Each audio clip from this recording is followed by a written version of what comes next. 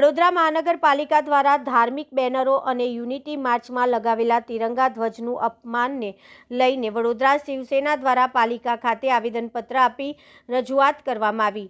વડોદરા મહાનગરપાલિકાએ ભગવાન ખંડોબાના લગાવેલા બેનરો ઉતારી દેવામાં આવ્યા હતા, જેને લઈને વિવાદ સર્જાયો હતો। સાથે સરદાર વલ્લભભાઈ પટેલની 150મી જન્મજયંતિ ઉજવણી કરવામાં આવી હતી અને પદયાત્રાના રૂટ પર વડોદરા મહાનગરપાલિકા દ્વારા લગાવેલા રાષ્ટ્રીય ધ્વજનું અપમાન થતાં વડોદરા શિવસેના દ્વારા પાલિકાની વડી કચેરી ખાતે સૂત્રોચ્ચાર કરવામાં આવ્યા। સાથે રાષ્ટ્રધ્વજને સન્માનપૂર્વક હટાવવા માટે પાલિકાની વડી કચેરી ખાતે આવેદનપત્ર આપી રજૂઆત કરવામાં આવી હતી। માંગ અમારી સ્પષ્ટ છે।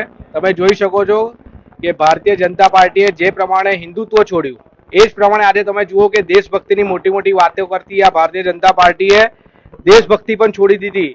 એનું ઉદાહરણ તમને કહું તો જે એમના અત્યારે યુનિટી પ્રમાણે જે કાર્યક્રમ યોજવામાં આવ્યો હતો એના પછી જે રસ્તા પર જે ફ્લેગ આપણો તિરંગો કહેવાય આપણા એ લગાવવામાં આવ્યા હતા, આ કેટલું યોગ્ય કહેવાય?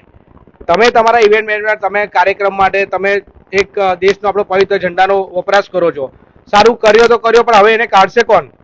ધૂળ લાગી રહી છે, રસ્તામાં પડી રહ્યો છે, જેમ તેમ એ થાય છે, પણ આ ભારતીય જનતા પાર્ટીને કોઈ જાતની પડી નથી। આ ભારતીય જનતા પાર્ટી ખરેખર ઇવેન્ટ મેનેજમેન્ટ પાર્ટી છે, એટલે એમને કોઈ પડી નથી।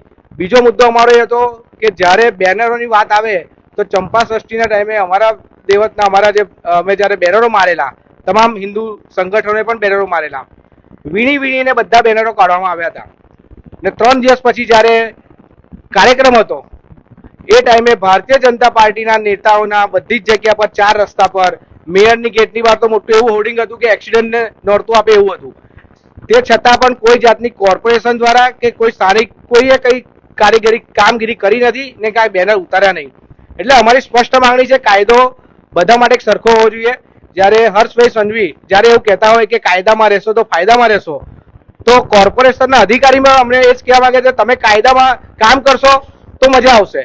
તમે કાયદો ફક્ત ભારતીય જનતા પાર્ટી માટે અલગ અને સ્થાનિક જે નેતા હોય કે સ્થાનિક જે પાર્ટીઓ હોય એ લોકો માટે અલગ, તો આ હવે ચલાવવામાં નહીં આવે।